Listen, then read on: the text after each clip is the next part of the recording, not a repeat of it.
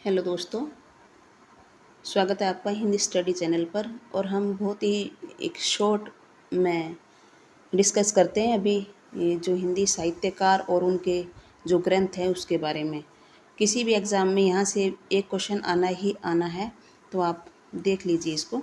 इस्तवार दला लिटरेचर एंदो ए हिंदुस्तानी।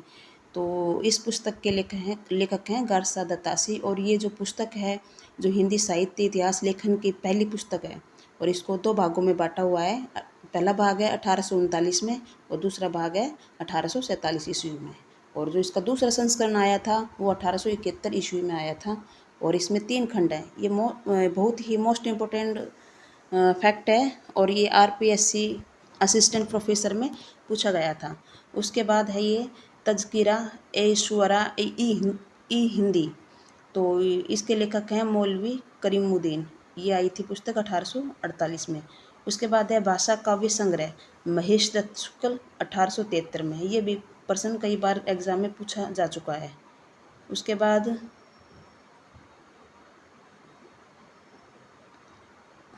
बाद देखिए शिव सिंह सरोज।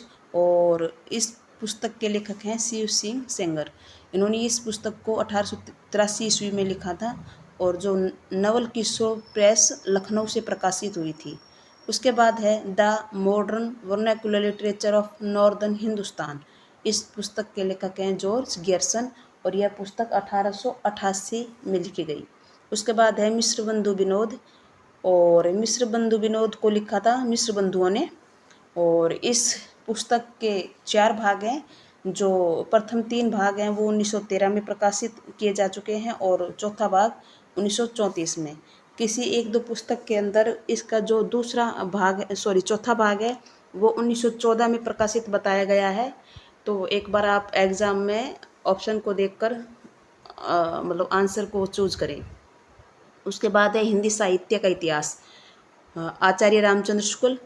और ये पुस्तक लिखी गई थी 1929 ईस्वी में। मोस्ट इम्पोर्टेंट फैक्ट है ये भी। हिंदी साहित्य का आलोचनात्मक इतिहास डॉक्टर राम कुमार वर्मा 1938। ये भी मोस्ट इम्पोर्टेंट फैक्ट है। उसके बाद है हिंदी साहित्य की भूमिका 1940 ईस्वी। हिंदी साहित्य उद्भव और विकास 1952। हिंदी साहित्य का आदिकाल 1952। ये है आचार्य हजारी प्रसाद द्विवेदी की लिखी हुई पुस्तकें। उसके बाद है हिंदी साहित्य का वैज्ञानिक इतिहास डॉक्टर गणपति चंद्र गुप्त 1965 में।